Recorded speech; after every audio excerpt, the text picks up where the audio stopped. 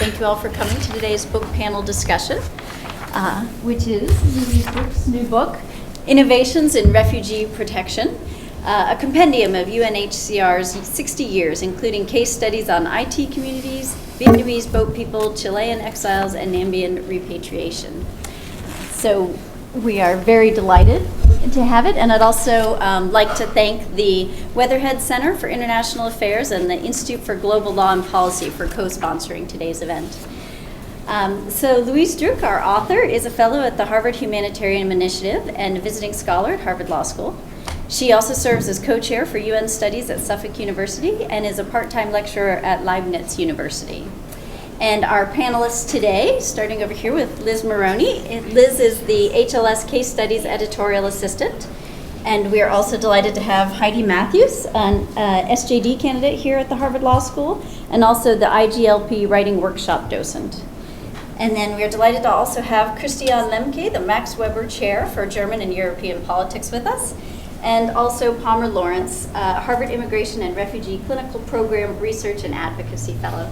So thank you all panelists. And I'd also just like to quickly mention that today's event is being videotaped. So if you ask questions at the end, which I hope you all will, they will be part of the audio file for today.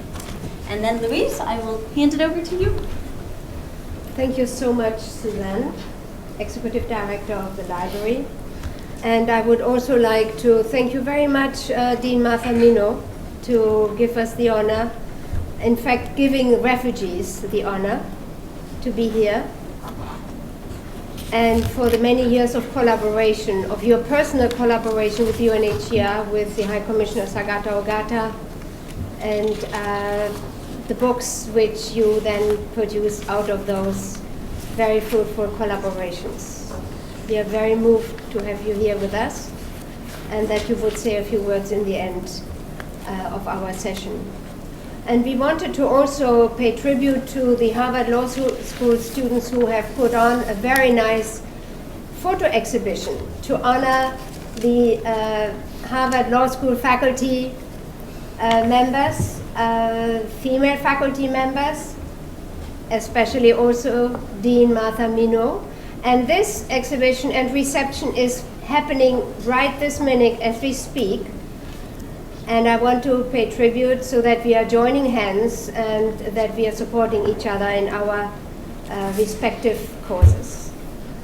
Today is an opportunity of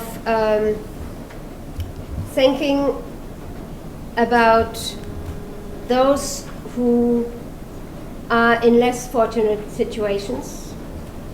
And I have a few slides which are aiming to help us to situate the book. And I'm very happy that we have wonderful colleagues at this side of the table joining me to say a few words from their respective perspectives.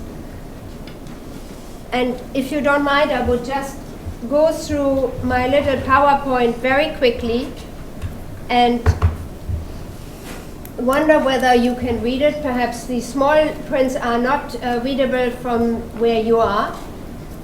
But the first is a commendation by the UN High Commissioner for Refugees, Assistant High Commissioner for Protection, Erica Feller, who says, and I want to share that with you because it is an endorsement by UNHCR, this book draws on an impressive array of significant first-hand sources and original materials to bring out the challenges of protecting refugees in ever-shifting political landscapes. Understanding the past is fundamental to dealing with the present and planning for the future. Druke's careful scholarship draws on connections here in ways which will be of great value to students and practitioners alike. I want you to realize that this is not a teaching book by an academic only, but by a practitioner who has been with the boots on the grounds, only for 2 years at headquarters, and all the other, since '79, I have been representative of the UN High Commissioner for Refugees in 4 continents for UNHCR. So that is the perspective this book is taking. So as I just said, we are honoring International Women's Day, and I'd like to again thank Dean Martha Minow for supporting this series of book talks. I'm very grateful for Suzanne Wons, the Executive Director of the Library, for supporting us and being with us personally, and for inspiring a wonderful team. I'm very grateful to Professor David Kennedy, Director of the Institute for Global Law and Policy, where this book is housed, and for his support. In fact, he was my second supervisor for my doctoral work in the 80s, and our collaboration goes back for quite a few years. I'm very grateful for the co-sponsorship by the Weatherhead Center for International Affairs, especially Stephen Bloomfield and Beth Simmons, and for the program on negotiation, and there with Susan Huckley and colleagues of the program. And there again, the collaboration goes a long way, because the High Commissioner Ogata received an award a few years ago as the best negotiator of the year from the program on negotiation. And when one of the students asked the High Commissioner, how does one become the best negotiator of the year? She said, study history. So that's why this book looks back, and we do that together, but also to look ahead together. I don't want to go on without saying really a very big thank you to all colleagues of the Harvard Law Library, and their amazing research advice by especially Ashlyn Bulut, who is with us here in the room, who spent time with me on international refugee law search appointments, and Lisa Brem, who is with us, who has more on a personal basis said this is useful material, but it would be even more useful if it was case studies. And so I spent another year rewriting the material into case studies, and that's what it is now, and I'm grateful to both of you, but also to all the colleagues in the library. So the book is talking about 60 years of innovations by UNHCR. The case studies look at early warning, early alerts, and then coming over the last 30 years to cooperation with information technical communities in humanitarian work. It looks at the Vietnamese boat people situation, and it looks at the situation of Chileans who were in forced exile, and where I, as a representative, worked with partners concerned to help bring this to an end. And I'm very pleased that we have Chris from Chile in the room, because we have had long conversations. Chris is a student at the law school. Thank you for coming, Chris, and for all your colleagues who have been great human rights defenders. And it looks also at the integrated missions, the first UN integrated mission, in fact, to bring Namibians home from many parts of the country, the world, from Cuba, Soviet Union, Nordic countries, through Angola, to bring them all at the same time to Namibia for the elections. And the teaching note is providing some hints and material for facilitating teaching and learning these materials. Just a word, why did I get into humanitarian work? Many people ask, perhaps. As a German, I felt this very heavy responsibility of what Nazi Germany has done to millions of people, and the awareness that it doesn't take much to rewrite laws and burn synagogues and persecute enemies and burn human bodies. My mother used to be a president of the local Red Cross in Germany, and so the humanitarian blood was sort of injected into my veins. And after my time studying at the Sorbonne in Paris, I went to Chile in '73 in summer and met Allende, spent a couple of months, and then wrote articles about my coming back. When then I got a phone call from the administration in Hanover, my city, that the first 50 Chileans are arriving out of the West German embassy in my city. I must be speaking Spanish, and we need help and volunteers to help and find housing and work and kids' schooling, etc. So that's my beginning from December 73 in refugee work. Now let's look at the refugee. The basic, and this book is really only since 60 years. Before, and humankind has seen refugees the whole world through for thousands of years, but this book is concentrating on the 60 years since this new refugee regime is in power. And it is based on the statute, which is a General Assembly Resolution 428, which spells out the functions of UNHCR to promote accession to instruments and to give guidance for the functioning of UNHCR to protect refugees and find solutions to their problem. That is the mandate.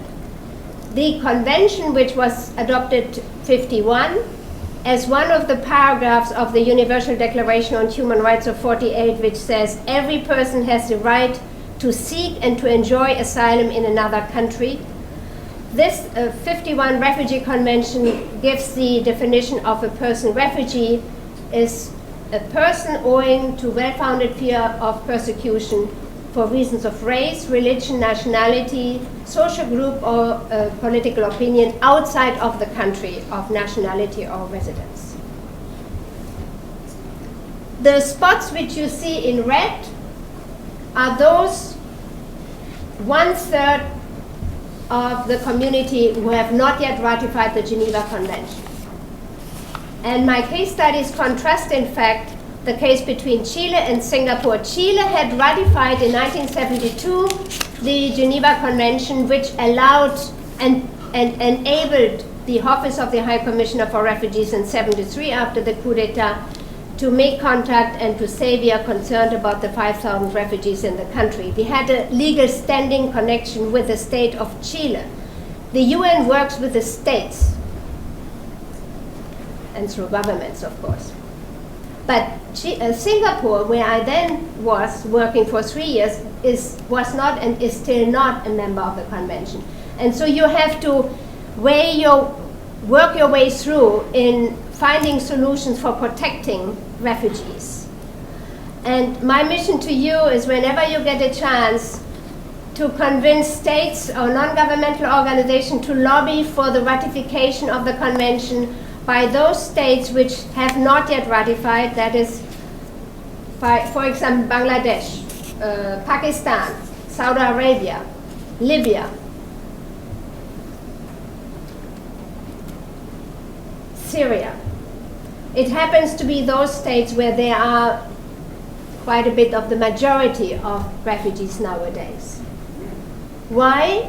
Because if you ratify a convention, you assume international refugee protection obligations. Just as food of thought. What are the trends? If you just look from 1960, when we had the time before the decolonization and independence of African countries, but then little by little, as borders were drawn up and the same ethnicities were cross borders in different countries and wars and independence wars, you had an increase which culminated really with the Yugoslav war, when in around 90 to 95 we saw the top of the production of refugees in the conventional sense of the term, which now has gone down, but not without reason, because what we see due to internal wars and in production of people fleeing many times for the same reasons as refugees, that is, they stay within their own countries. And here we are getting in very deep waters in terms of sovereignty, in terms of they are nationals in their own countries. And the UN High Commissioner for Refugees does not have a mandate a priori for this category of persons, because they're nationals in their countries. Only if the Secretary General, the General Assembly, or Executive Committee, or a group of states ask the UN High Commissioner for Refugees to come in, such as in the Bosnia War, UNHCR was declared lead agency for assisting the internally displaced people needing protection. So where are we today? We are at total 11 million refugees in the conventional category and a total of 20 million internally displaced persons. That makes what we call in UNHCR a total population of concern to UNHCR, almost 40,000 people who have been declared of competence to the office to look after their protection and assistance needs. Where Syria, if we took the top 10, Syria is number 1 at the list of the top 10 with refugees outside of Syria, asylum seekers pending, but especially internally displaced persons within Syria today. And that makes a registered number of Syrians as of the mid of 2013 to 6,237,000 people, which by now unfortunately has increased. Just very quickly running through to show you how this organization operated. When UNHCR was set up, we had 30 staff members with a budget of $300,000 to take care of 2.2 million foreign refugees and displaced persons after World War II in Europe. So the then High Commissioner, Goddard from Holland, went out of his way to find money outside, and the Ford Foundation helped. The second High Commissioner started already the vision operating outside of Europe, and that coincided in his time with the independence war of Algerians who fled outside. So we are seeing now an out-of-area operation, as we say in the NATO language, where UNHCR gets involved in large repatriation reintegration operations after the independence wars in the 60s. Then we had for 17 years the High Commissioner Sadruddin Aga Khan. He has done many things, and of course what I'm showing here are just a few which would fit the criteria of innovations for this book.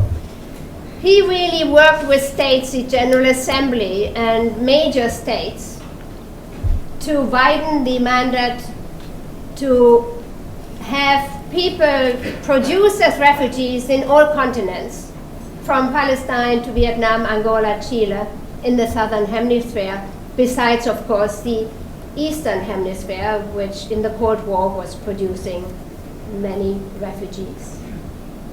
And the biggest thing which is in his legacy is the international humanitarian response 1971 to the Bangladesh crisis, which was an exodus of 10 million refugees, Bengalis, and it was dealing with the displacement of 30 million people, which was a very deep sign in humanitarian affairs. The High Commissioner Paul Hartling, I had started with Sadruddin Aga Khan, but Paul Hartling then started to push the borders in terms of who is the refugee, and that started in Latin America with the '84 Cartagena Convention declaration, where we got additional grounds on the basis of what people could be recognized as refugees: generalized violence, foreign aggression, internal conflicts, massive human rights violations, and seriously disturbed order. And in fact, this definition later was taken on by the Africans in the African Union Convention on Refugees. Jean-Pierre Hawke started as the first to consider we have to know what's happening inside the countries and not just always accept de facto when situations have arisen and refugees have been produced. Of course, early warning comes from the military language, and states were very sensitive that a humanitarian organization should be interested in wanting to know about situations arising in their countries.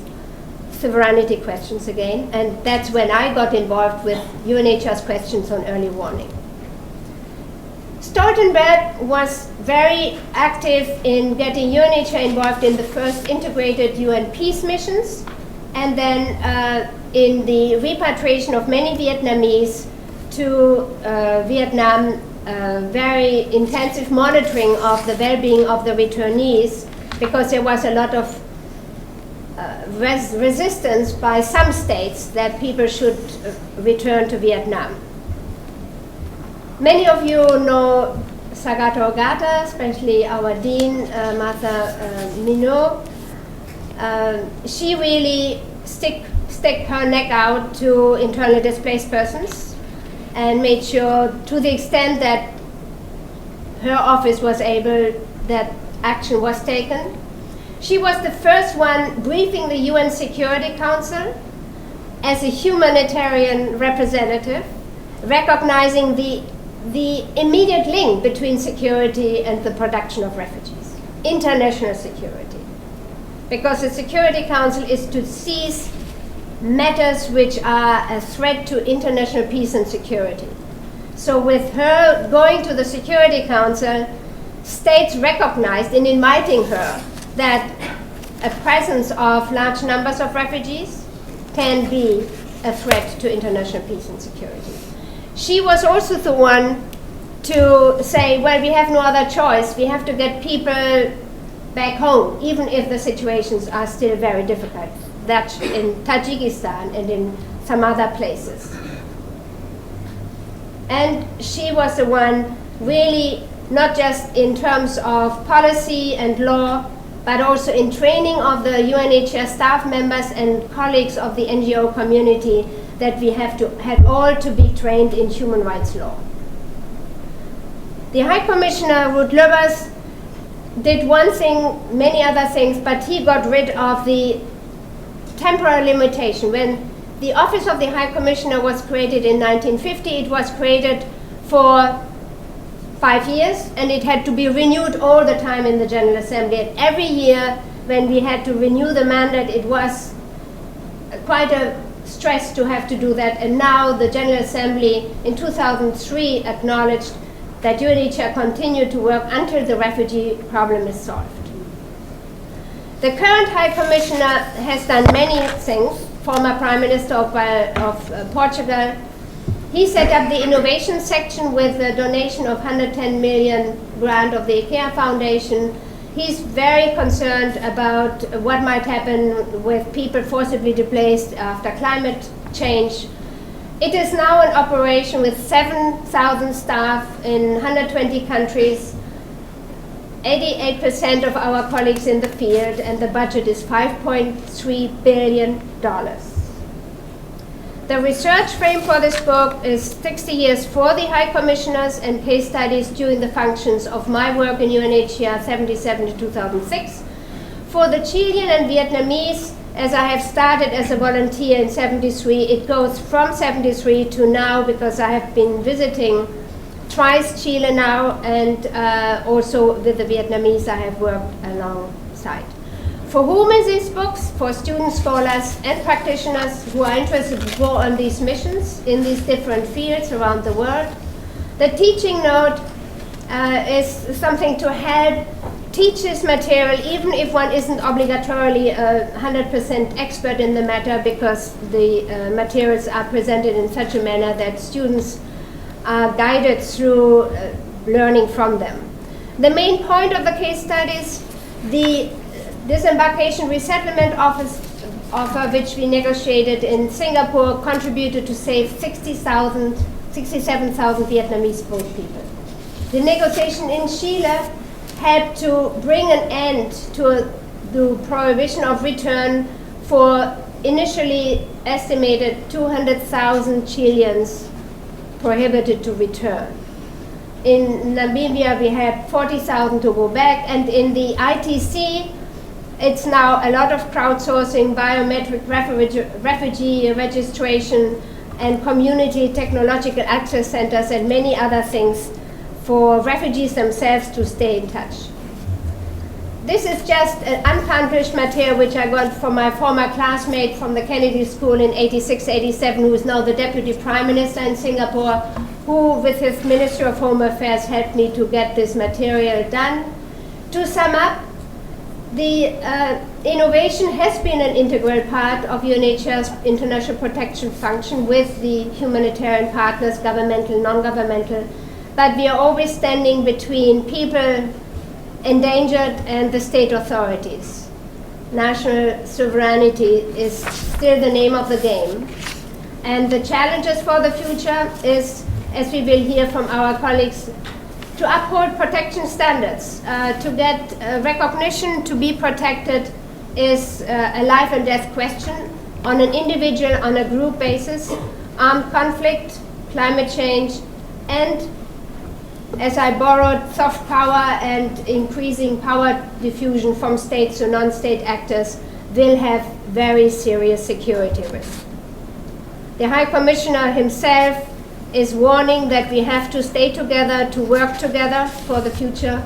And I'm very happy now to let my colleagues speak on the topics which we have discussed. But before, I'd like to finish with the word of David Kennedy, saying that this is a fascinating overview of the dilemmas facing those engaged in refugee protection.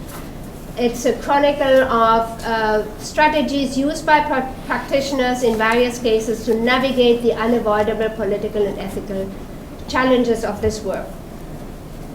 And now I would like to let Christiane Lemke, professor at NYU, speak, after saying that Professor David Kennedy couldn't be with us because his father just passed away, and we are thinking of him. And I pass on to Professor Christiane Lemke on Hannah Arendt, The Right to Have Rights. Thank you. Thank you very much, Luise. I first met Luise about 10 years ago in Germany, in Hanover, where I was teaching international relations. And Luise came to me and she said, I worked for the UN High Commissioner for Refugees for many years. I'd like to share my insights with your students. And we were very delighted to have her as a teacher in Hanover. And I'm even more delighted that she actually managed to put together her experience and her insights from more than 30 years of working with refugees into this wonderful book, which will hopefully inspire a lot of teachers to teach and to share insights about the work on the ground, the field work, and also inspire students to get involved in the refugee aid and support work, which is so crucial. Luise has asked me to share some thoughts with you how international relations actually approaches the refugee problem. And when we talked in preparation, I thought it would be a wonderful idea to speak about Hannah Arendt, a political philosopher. Yeah, we can pass that around. Who shares with Luise and myself. She was born in Hanover, in the very town where Luise is teaching and where I hold my professorship. She was herself a refugee. She had to flee Germany from Nazi persecution. She fled to Paris and then to the United States, where she lived and taught in New York City at the New School. One of the most significant political philosophers of the 20th century.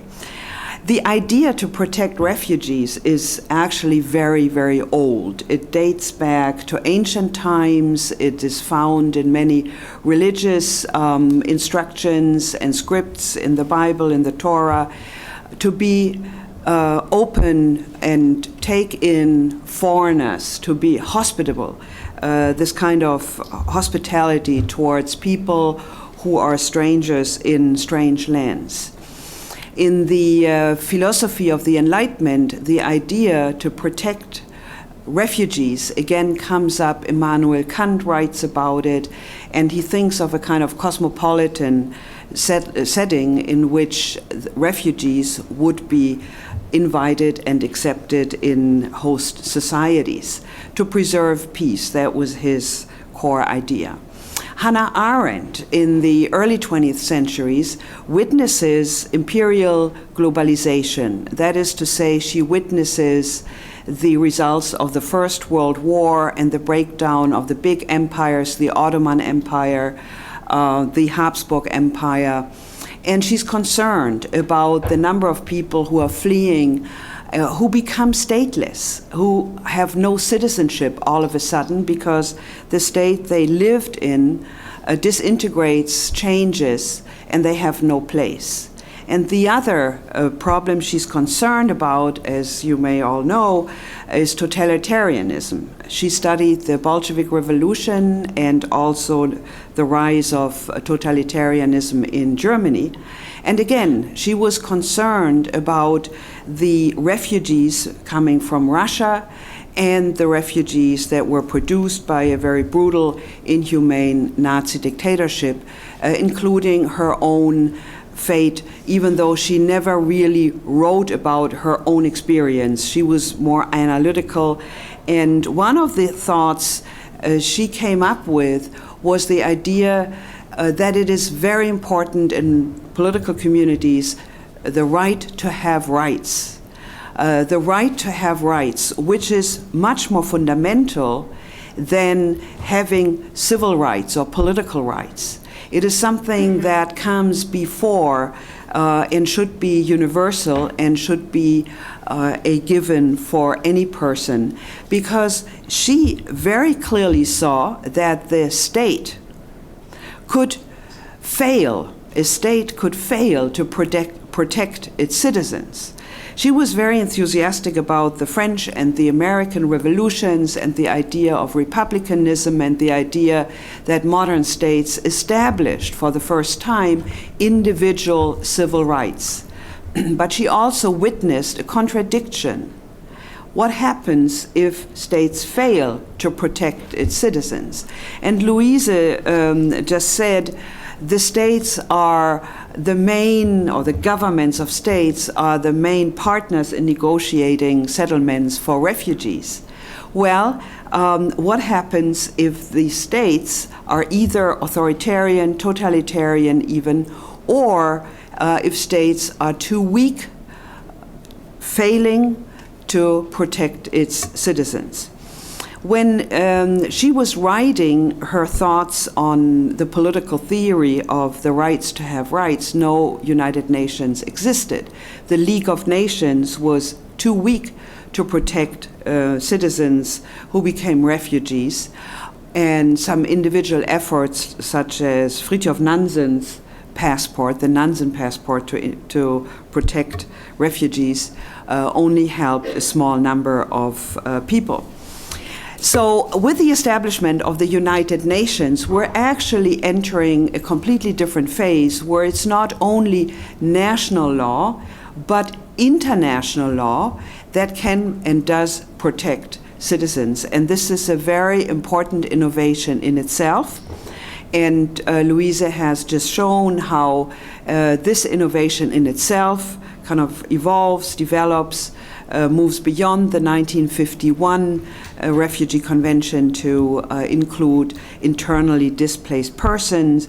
So the moral and the ethical questions raised by Hannah Arendt, what happens to people, individuals who are no longer protected by their states, has been brought to the international public sphere and is now international law. However, having said this, one of the disturbing findings in Luise's book, and she mentions that towards the very end, is that the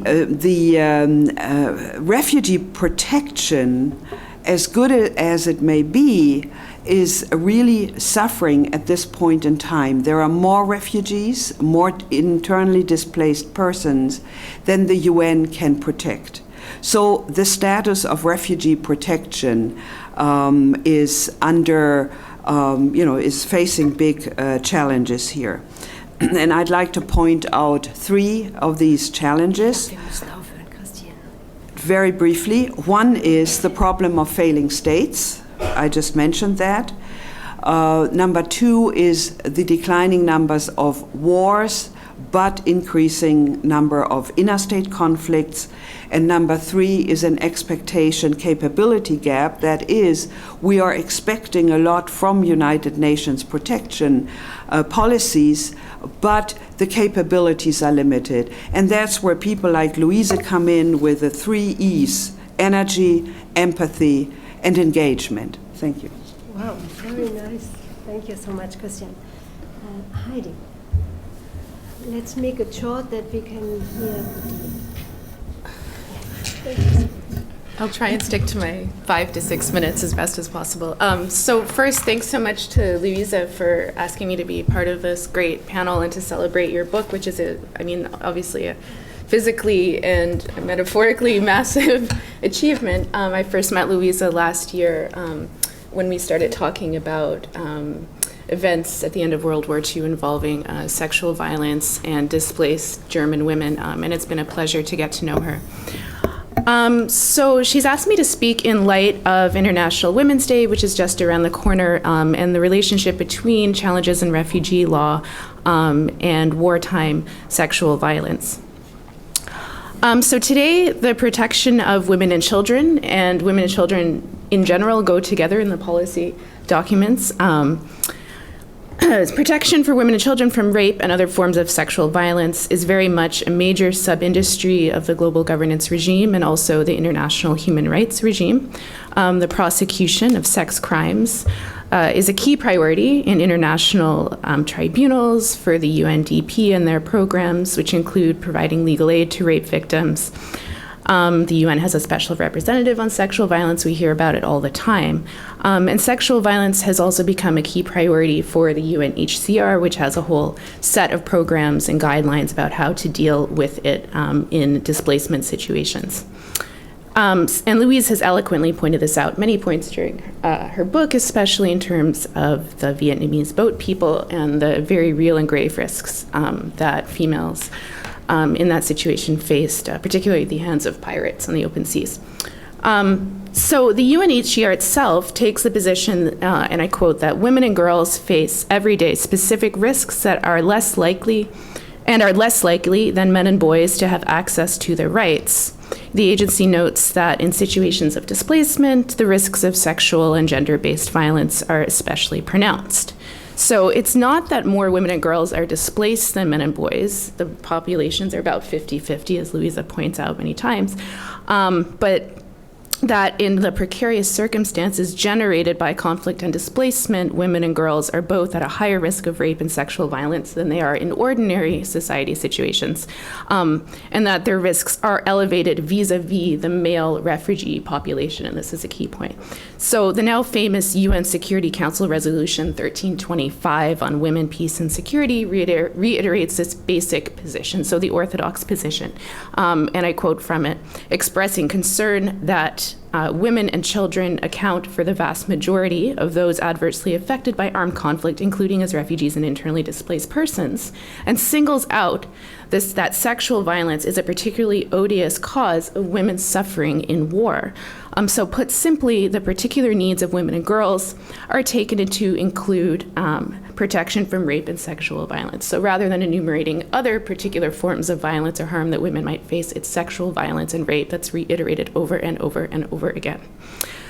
So while sexual violence is a real and hideous transgression, obviously, that probably does disproportionately affect refugee populations, I want to point out that new evidence is emerging that challenges the exceptionalism that's accorded to rape as a harm, that women disproportionately suffer vis-a-vis men in displaced populations. So studies suggest that men and boys experience sexual violence in all conflicts, from Africa to the Balkans to Latin America to the Middle East. And in some conflicts, the proportion of male victims of sexual violence to female victims is at least equal. Some suggest in some conflicts even more. So, for example, reports suggest that while the nature of the social stigma suffered by these men is definitely different from the nature of the stigma suffered by women, it's no less severe. So the director of the Refugee Law Project in Uganda has recently summarized the attitude of international organizations to male rape as follows, and I quote extensively: "The organizations, according to him, working on sexual and gender-based violence don't talk about it. Male violence, it's systematically silenced. You're very, very lucky if they'll give you a tangential mention at the end of a report. You might get 5 seconds of, oh, and men can also be the victims of sexual violence." When a male rape survivor was referred to the UNHCR in Uganda, they told him, "We have a program for vulnerable women, but not for men." So while sexual violence is in general underreported in displacement situations, and in general, according to experts, it's almost never reported when the victims are male. So my goal in these very brief remarks has been to suggest that as legal scholars, as activists, practitioners concerned with alleviating suffering and harm engendered by war and displacement, we ought to be extremely wary of the UN system's totalizing discourse about the centrality of sexual violence to women's lived experience of conflict. The discourse has potentially negative and disempowering effects for women. It assumes that the most harmful element of conflict and displacement for women is sexual in nature, as opposed to poverty, property dispossession, other physical harm, hunger, death of their children, loss of their husbands, etc., thus reinforcing the negative effects of rape, including social stigma, shame, and loss of social position, and deprives women, often, I would argue, of the agency to determine for themselves what constitutes their greatest areas of need in conflict and displacement situations. One gender divide that is relatively clear, however, is that the perpetrators of sexual violence in displacement and conflict tend to be male. And so in our efforts to combat sexual violence, and Luise is very hopeful in general, so I'll offer a little bit of hope. In our efforts to combat this problem, I think it would make sense to move away from programs that focus solely on female victims and toward a more perpetrator-based approach. And I know Luise is closely acquainted with the work of the Harvard Humanitarian Initiative that's doing some really path-breaking studies on examining perpetrator motivations and causes, particularly in Africa. So I'll leave it there. Thank you. Thank you so much, Heidi. So now we would like to hear Palma Lawrence from her experience defending asylum seekers, both in Michigan, having worked in UNHCR, and now in the Harvard Immigration Refugee Clinic. Thank you. Thank you, Luise, for inviting me to speak today. I'm really honored to be able to comment on your book. Like Luise said, I'm going to primarily speak from the perspective of an advocate representing asylum seekers as they seek recognition as a refugee under United States law. But I did also have the opportunity as a law student to intern at UNHCR, and I'll just echo that I was really happy to see how much innovation really was there. And I was at headquarters even, so seeing kind of like from the top perspective of everything that was going on. But the institution truly is very innovative and introspective. As they're trying to run these massive operations, they also still take time to stop and ask the bigger theoretical questions and be concerned with the individual. The U.S. is also facing these larger problems causing forced migration and changes and challenges that UNHCR is facing, but we have perhaps not been quite as innovative in crafting solutions. It's made for a very difficult climate in which to be representing asylum seekers, but there are still victories. And UNHCR and its resources really do help advocates in obtaining victories for clients. The handbook and the guidelines that they publish offer advice on how for us to be able to craft claims to best advocate. And they also are a great source of research on country conditions to actually understand what's going on the ground in the countries that our clients may be fleeing. There are a number of issues that are really emerging today, such as gangs, and other claims based on gender that are very difficult, but UNHCR has provided guidance to advocates on this. I personally have had a success story with a client who was seeking escape here in the U.S. from her abusive family situation in Latin America, and really was able to use guidelines from UNHCR as a guide in advocating for her. So, thank you. Thank you so much, Palma. Every single person is worth a fight. Those who have valid claims.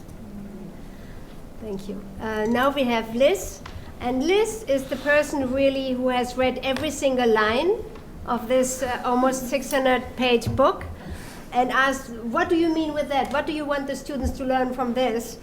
And so I'm very pleased that Liz could join us and is having some thoughts on, from her perspective, what it might do. Liz. Thank you. Yeah, this is really a tremendous accomplishment for you to get here and be able to talk about this today.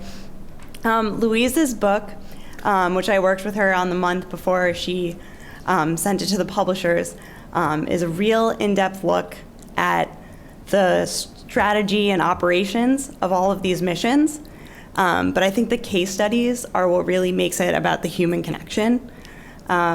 These are all really human stories, but most students will only encounter these situations in one line in a history book, if that. And it's really rare that you had 40 years of experience to pull from one organization into one book. And I think the case studies really bring that out. She's able to really give tribute to the people that she worked with, as well as the actual refugees. And the case studies themselves ask questions that really help students reflect on the example of soft power and adapting to crisis that the UNHCR represents. Students are asked to look at decision points in the UNHCR strategy and think about what they would do in those situations. It really simulates your field work, I think, really well to put these in case studies because you have to imagine the unknown. You have to apply to new, what you've learned to new situations, and you have to make recommendations based on history. And so the teaching note sort of tries to get through all of that. There were two sort of class simulations that I really enjoyed. One was the crowdsourcing simulation that we came up with, which is it assigns students into the roles of rebels or community leaders. And this is in the chapter on technology and how that impacts refugee protection. And the class basically has to determine, they don't know who are the rebels in the room or who are the community leaders, and refugees. And the community leaders have to decide or have to figure out a way to determine who the rebels are and how they're going to report to their teacher, who will send out a warning about the rebels if that information exists. And so it sort of replicated how crowdsourcing can help refugee protection. There was another simulation that we called Loss in Translation, and Luise had been telling me about some of the negotiations that she had to do where none of the parties spoke the same language, and she was not fluent in the languages. And she still had to negotiate an agreement between these people. And so the students would be communicating in different ways, maybe one by pictures, one by gestures, and there would be the mediators who would have to communicate between the groups, but only in short phrases because that was all that they could really understand. And so I feel like things like that really get the students to be in that role of the Materials. Yeah, that was really, I think, made the book come alive and puts people both in the position that you were in and also that some of the refugees were in. Yes, thank you so much, Liz. That was so much worth this additional year which you put into the case studies and into the teaching. Thank you so much, all of my colleagues. Now I wonder whether Dean Minow would like to come here to the microphone because it's being recorded. That would be lovely. I'll just stand up and let you have my seat.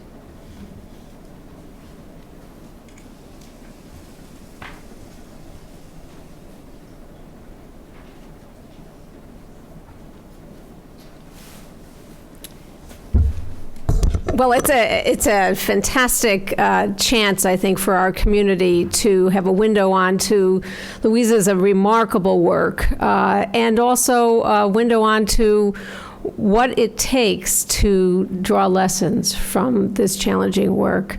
I want to thank you for your presence in our community and for sharing your insights informally and in the book. Everyone here has moved once or more in your life. You know how dislocating that is. Imagine if it's under the circumstances that produce refugees. Imagine if it's under the circumstances where you have no confidence about your future. The prospects of actually providing real assistance under those circumstances with quickly changing political environment. What is the role of law? What is the role of any kind of rights? It's a great idea. This book will actually demonstrate what it looks like to actually make rights and law mean something on the ground. So I'm really, really honored by your presence here, and I want to commend the library for its support of this work. And next time you're in the library and you see someone working really hard, they could be working on a book as great as this one.